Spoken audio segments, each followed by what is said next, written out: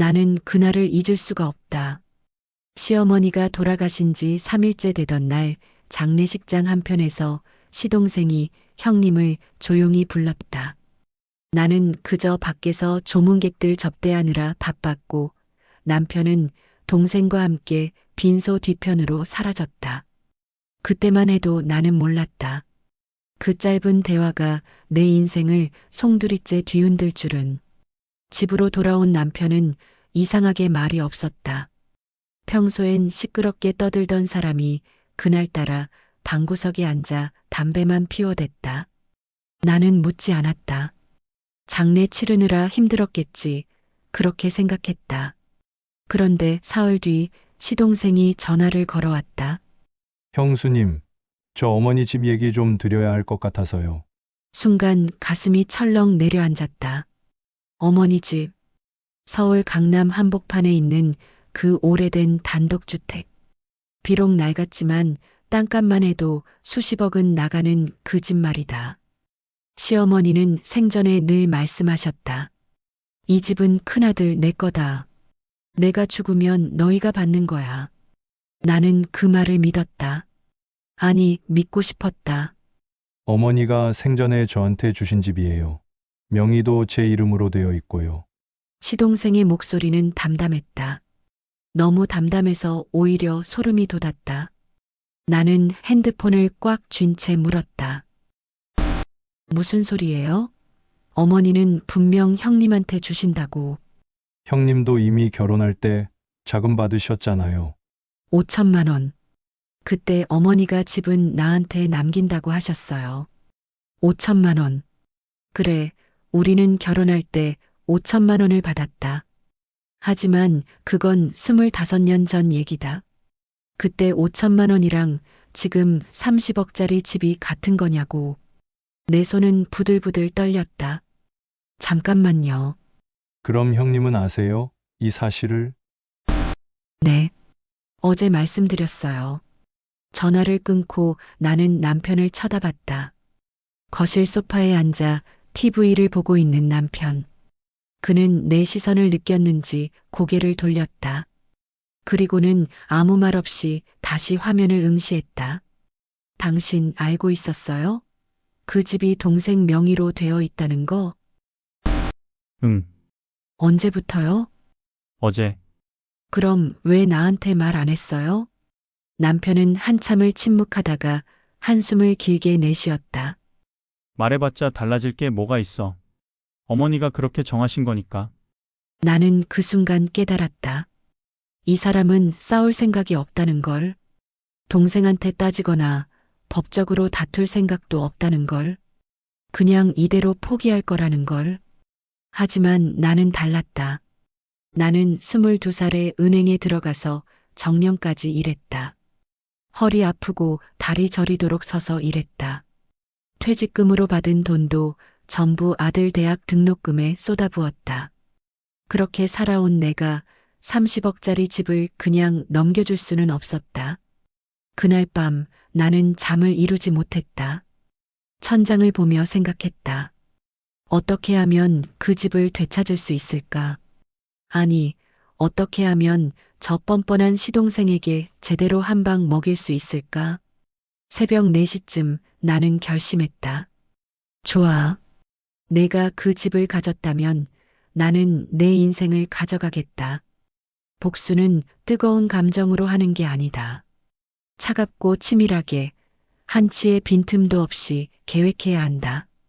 나는 그걸 알고 있었다. 시동생 부부를 무너뜨리려면 먼저 그들의 약점을 찾아야 했다. 시동생은 중소기업 격리과장이었다. 나름 번듯한 직장이었지만 돈이 많은 건 아니었다. 그런 그가 30억짜리 집을 가지고 있으니 분명 세금 문제가 있을 거라고 생각했다. 하지만 그것만으론 부족했다. 더 확실한 무언가가 필요했다. 그래서 나는 시동생의 부인 윤정을 노리기로 했다. 윤정은 45살 나보다 10살 어렸다. 전업주부였고 두 딸을 키우며 평범하게 살고 있었다. 겉으로 보기엔 행복한 가정이었다. 하지만 나는 알고 있었다. 그 집엔 균열이 있다는 걸.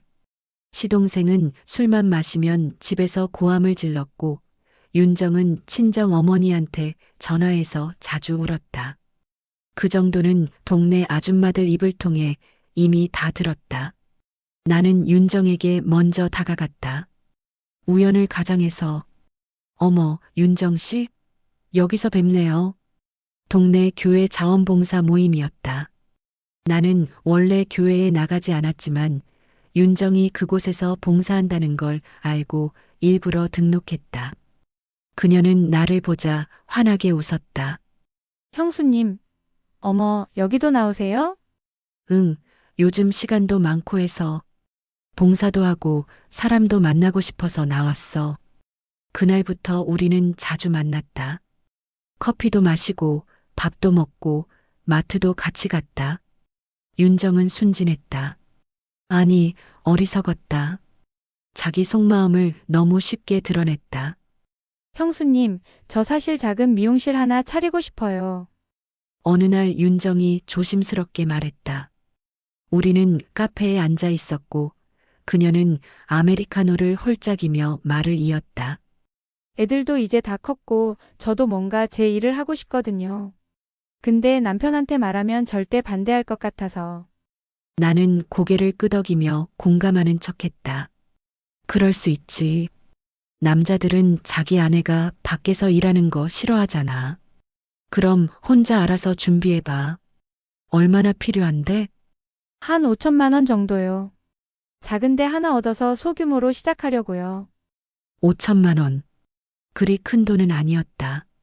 하지만 윤정에겐 큰 돈이었다. 나는 잠시 생각하는 척하다가 말했다. 내가 도와줄게. 윤정은 눈을 크게 떴다. 네. 형수님이요? 응. 나도 퇴직금 좀 있고 투자처 찾고 있었거든. 내가 잘 되면 나도 좋은 거잖아. 대신 조건이 하나 있어. 뭔데요? 내 명의로 통장을 하나 만들자. 세금 문제도 있고 나중에 사업자 등록할 때 복잡할 수 있으니까. 내가 명의만 빌려주고 실제 운영은 내가 다 하는 거야. 그럼 남편한테도 들키지 않을 거고. 윤정은 잠깐 망설이다가 고개를 끄덕였다. 그럼 정말 괜찮으세요? 감사합니다, 형수님. 그렇게 모든 게 시작됐다. 나는 윤정의 미용실 사업을 도왔다. 아니, 돕는 척했다. 내 명의로 통장을 만들고 내 이름으로 사업자 등록을 했다. 윤정은 그저 직원처럼 일할 뿐이었다. 그리고 나는 조용히, 아주 조용히 돈의 흐름을 조작하기 시작했다. 미용실 수익금은 내 통장으로 들어왔고 그중 일부는 윤정의 개인 계좌로 빠져나갔다. 그러다가 다시 내 명의의 다른 계좌로 돌아왔다. 장부는 복잡하게 꼬였고 세무서에서 보면 명백한 탈세 구조였다. 물론 윤정은 아무것도 몰랐다. 그녀는 그저 형수님이 알아서 해주시니까 편하다며 좋아했다. 1년이 지났다. 미용실은 제법 잘 됐고 윤정은 행복해했다. 그리고 나는 마지막 수를 두었다. 익명으로 국세청에 제보를 넣은 것이다. 미용실, 탈세 및 횡령 의심, 명의자와 실소유주 불일치, 조사 요망. 그로부터 2달 뒤 세무조사가 시작됐다. 윤정은 패닉에 빠졌고 시동생은 회사에서 불려나와 조사를 받았다. 그들은 내게 전화했다. 형수님, 이거 어떻게 된 거예요? 윤정의 목소리는 떨리고 있었다. 나는 침착하게 대답했다. 나도 몰라. 세무서에서 갑자기 연락 왔는데 장부가 이상하대. 내가 뭔가 잘못한 거 아니야? 저는 아무것도 안 했어요. 형수님이 다 해주신 거잖아요. 그러게. 나도 널 믿고 맡긴 건데 이거 큰일 났네. 전화를 끊고 나는 창밖을 바라봤다. 저 멀리 서울 시내가 보였다. 그리고 그 어딘가에 있을 강남의 그 집. 이제 곧 내 손에 들어올 그 집. 남편이 거실에서 나를 불렀다. 이게 다 뭐야? 너 왜 그런 일을 했어? 나는 천천히 남편을 바라봤다. 그의 얼굴은 창백했고 손은 떨리고 있었다. 나 그냥 내 동생 부인이랑 친하게 지냈을 뿐이야. 남편은 아무 말도 하지 못했다. 나는 부엌으로 돌아가 저녁 준비를 시작했다. 칼로 물을 썰면서 나는 작게 미소 지었다. 이제 시작일 뿐이야. 세상에는 두 가지 무너짐이 있다. 하나는 천천히 조금씩 금이 가며 무너지는 것. 그리고 다른 하나는 한순간에 와르르 소리를 내며 무너지는 것. 시동생 부부는 후자였다. 세무조사가 시작되고 석 달 만에 시동생은 회사에서 해고당했다. 횡령 혐의로 고소까지 당했다. 물론 실제로 그가 횡령을 한 건 아니었다. 하지만 장부상으로는 그렇게 보였다. 내 명의로 오간 돈들, 윤정의 계좌를 거쳐간 수상한 금액들, 모든 게 그를 범인으로 가리키고 있었다. 윤정은 더 비참했다. 미용실은 문을 닫았고 그녀는 사기죄로 고발당했다. 동네 사람들은 그녀를 손가락질했다. 교회에서도 쫓겨났다. 아이들은 학교에서 따돌림을 당했다. 그리고 결정적으로 그 집에 압류가 들어갔다. 벌금과 세금, 그리고 변호사 비용. 시동생은 모든 걸 감당할 수 없었다. 결국 그 30억짜리 집은 법원 경매로 넘어갔다. 나는 그 소식을 듣고 조용히 미소 지었다. 경매 당일 나는 검은색 코트를 입고 법원에 나타났다. 입찰자는 많지 않았다. 집이 오래됐고 권리관계가 복잡했기 때문이다. 하지만 나는 알고 있었다. 그 집의 진짜 가치를. 땅값만 해도 충분히 값어치가 있다는 걸. 나는 입찰가를 적었다. 시세보다 조금 낮은 가격. 하지만 충분히 경쟁력 있는 가격. 그리고 기다렸다. 낙찰자 박씨. 내 이름이 호명됐다. 나는 자리에서 일어나 서류를 받았다. 손이 떨렸다. 흥분 때문이 아니었다. 이상하게도 그 순간 나는 아무 감정도 느낄 수 없었다. 기쁨도 복수의 쾌감도 그저 텅 빈 허전함만이 가슴을 채웠다. 법원을 나서는데 누군가 내 팔을 붙잡았다. 형님, 시동생이었다. 그의 얼굴은 초췌했고 눈은 핏발이 서 있었다. 그는 내 앞에 무릎을 꿇었다. 형님, 제발 이건 아니잖아요. 나는 그를 내려다봤다. 한때는 잘난 척하며 나를 무시하던 그 남자. 어머니 유산을 독차지하고 뻔뻔하게 웃던 그 남자. 지금은 내 발밑에서 빌고 있었다. 아니지. 나는 차갑게 말했다. 넌 어머니 집을 훔쳤고 난 그걸 되찾은 거야. 형님, 저 정말 어머니가 저한테 주신 거예요. 저도 어쩔 수 없었어요. 어쩔 수 없었다고? 웃기지 마. 넌 선택한 거야. 형한테 양보하는 대신 혼자 독차지하기로. 그 결과가 이거야. 나는 그의 손을 뿌리치고 돌아섰다. 뒤에서 그가 울부짖는 소리가 들렸지만 나는 멈추지 않았다. 집에 돌아오니 남편이 거실에 앉아 있었다.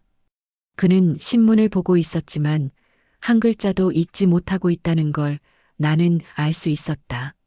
나는 가방을 소파에 던지고 말했다. 됐어. 집 낙찰받았어.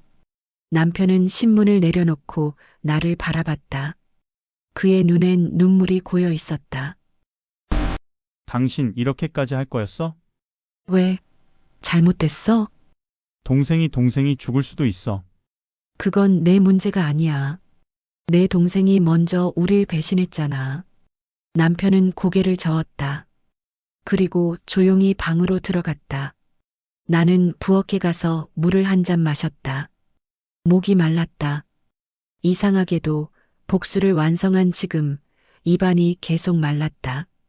그날 밤 남편은 나와 한마디도 하지 않았다. 사흘이 지나도 일주일이 지나도 마찬가지였다. 그는 점점 말이 없어졌고 밥도 거의 먹지 않았다. 나는 그게 신경 쓰였지만 내색하지 않았다. 그리고 보름째 되던 날 아침, 남편이 방에서 나오지 않았다. 나는 문을 두드렸지만 대답이 없었다. 이상한 예감이 들었다. 나는 문을 열었다. 남편은 침대에 누워 있었다. 창백한 얼굴로 조용히. 침대 옆 테이블엔 빈 수면제 통이 놓여 있었다. 그리고 그의 손엔 편지 한 장이 들려 있었다. 나는 비명을 지르지 않았다. 울지도 않았다. 그저 그 편지를 집어들고 읽었다. 거기엔 단 한 줄만 적혀 있었다. 그 집 원래 내 거야. 어머니가 시동생 명의로 잠시 돌려놨던 거야. 내 손에서 편지가 떨어졌다. 나는 그 자리에 주저앉았다. 머릿속이 하얘졌다. 원래 내 거였다고? 그럼 나는 지금까지 뭘 한 거지? 남편의 장례식은 조용했다. 친척들도 친구들도 거의 오지 않았다. 시동생 부부는 얼굴조차 비추지 않았다. 어쩌면 당연한 일이었다. 내가 그들을 파멸시켰으니까. 나는 빈소에 혼자 앉아 있었다. 조문객들은 몇 명 오지 않았고 그나마 온 사람들도 어색한 위로만 남기고 금방 떠났다. 나는 남편의 영정사진을 바라봤다. 사진 속 그는 웃고 있었다. 언제 찍은 사진인지도 기억나지 않았다. 원래 내 거였다. 그 한 줄이 계속 머릿속을 맴돌았다. 나는 남편이 남긴 말의 의미를 알아내야 했다. 장례를 치르고 집에 돌아온 나는 남편의 방을 뒤지기 시작했다.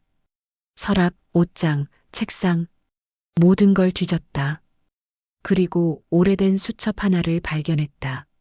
수첩엔 남편의 필체로 빽빽하게 메모들이 적혀 있었다.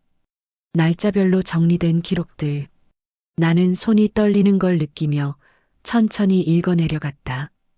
2020년 3월 15일. 어머니 병원 동행.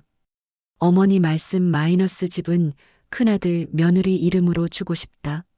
세금 문제 때문에 잠시 작은아들 명의로 돌려놓겠다. 나중에 다시 정리하겠다.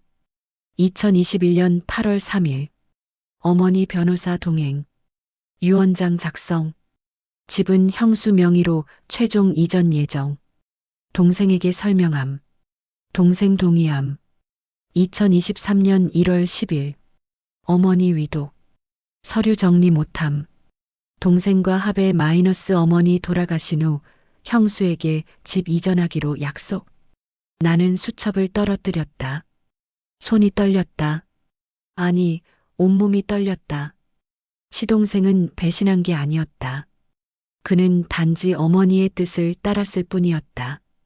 그리고 나중에 내게 돌려주려고 했던 거였다.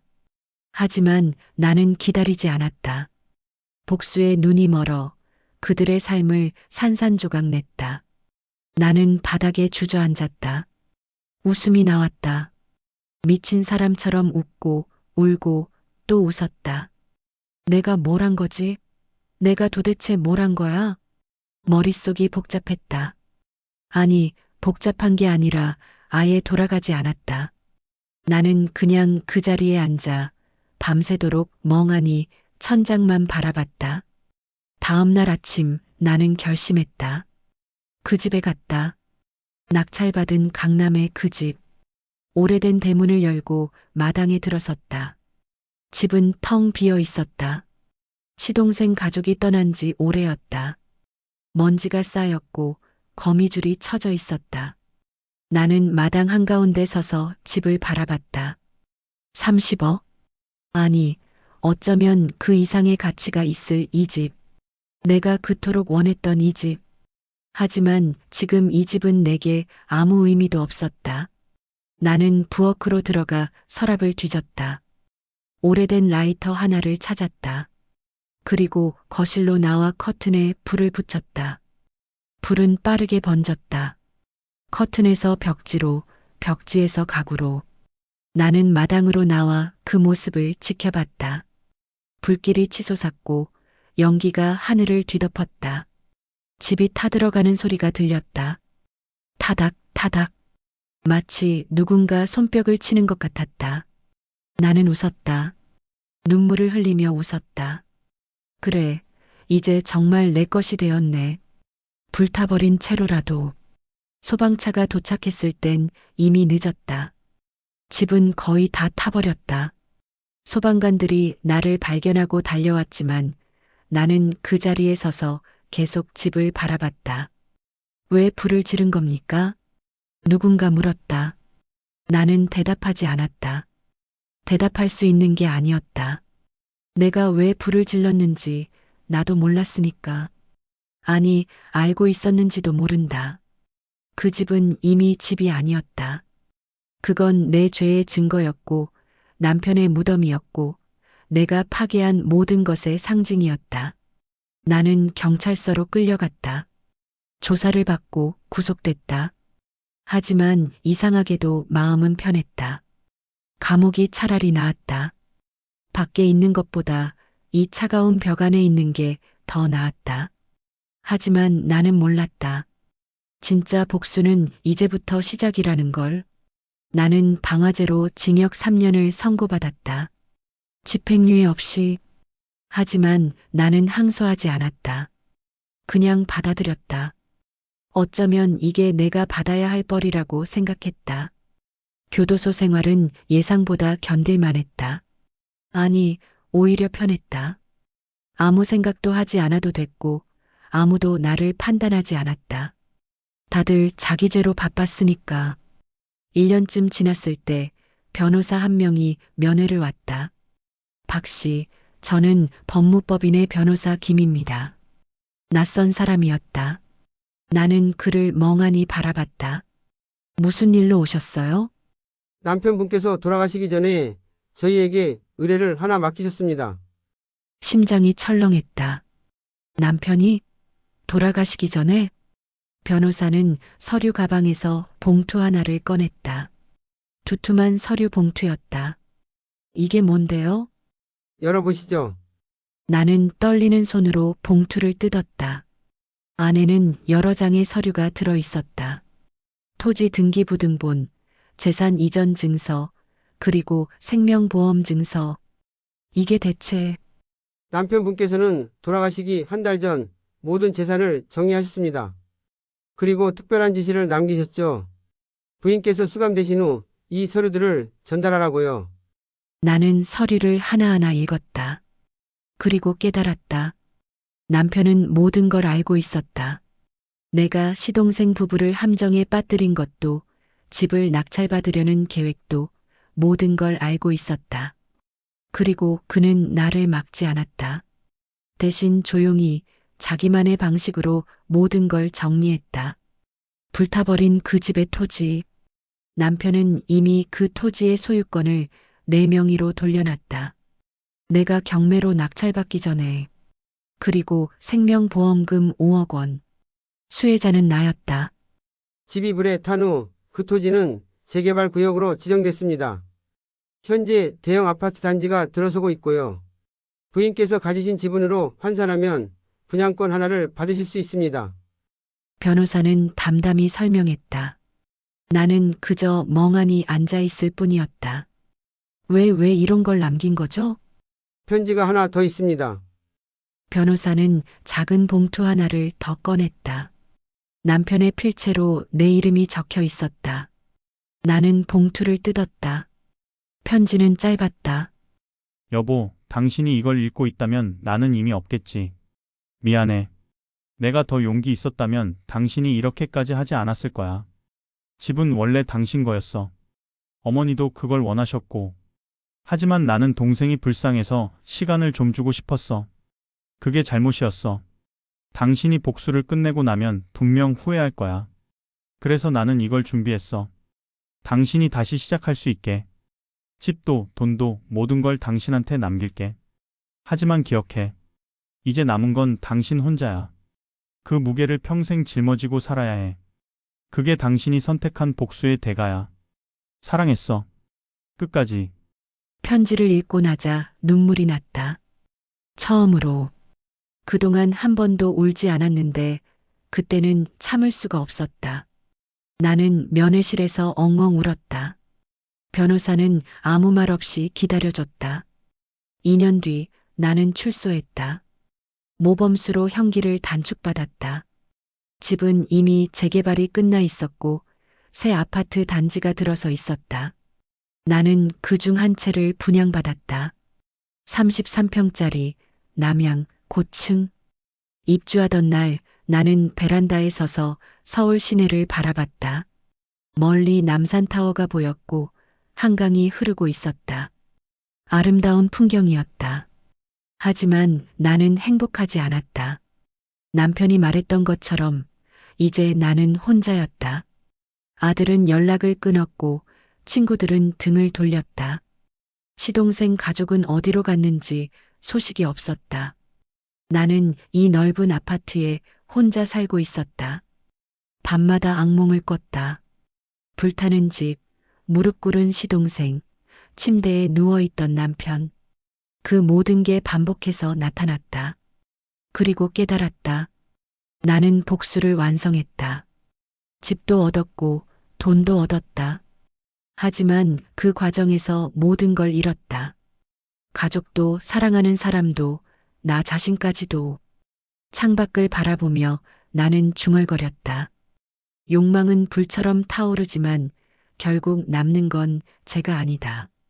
나에겐 그 재마저 금가루였을까? 아니다. 그건 금가루가 아니었다. 그냥 재였다. 아무 가치도 없는 바람에 날아가 버릴 재. 나는 이제 알았다. 진짜 복수는 내가 남에게 한 게 아니었다. 내가 나 자신에게 한 거였다. 그리고 그 복수는 완벽했다.